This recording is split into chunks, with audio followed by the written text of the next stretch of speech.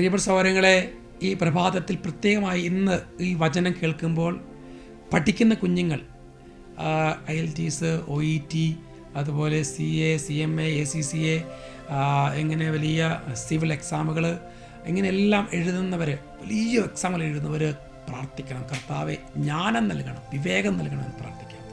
സുഭാഷിതങ്ങൾ 2-ാം അധ്യായം 6-ാമത്തെ ലിഖിതം, Proverbs chapter 2 verse 6. എന്നാൽ കർത്താവ് ജ്ഞാനം നൽകുന്നു, അവിടുത്തെ വചനത്തിൽ നിന്ന് അറിവും വിവേകവും പുറപ്പെടുന്നു. കർത്താവെ എല്ലാം ഗ്രഹിക്കുവാൻ, എല്ലാം പഠിക്കുവാൻ, അതെല്ലാം കർത്താവെ പ്രാവർത്തികമാക്കുവാൻ വേണ്ട വിവേകവും കൃപയും ഈശോയെ ഈ പ്രഭാതത്തിൽ നൽകണമെന്ന് പ്രാർത്ഥിക്കാം.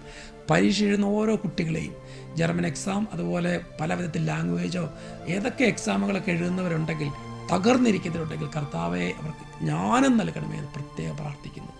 എല്ലാ കുഞ്ഞുങ്ങളെ അനുഗ്രഹിക്കണമേ. അതുപോലെ മറ്റ് മുതിർന്നവരെയും അവരുടെ നിയമങ്ങളെയും പ്രാർത്ഥനയും എല്ലാം സ്വീകരിച്ച് അനുഗ്രഹിക്കണമെന്ന് പ്രാർത്ഥിക്കുന്നു. ഇപ്പോഴും എപ്പോഴും എന്നേക്കും. ആമേൻ.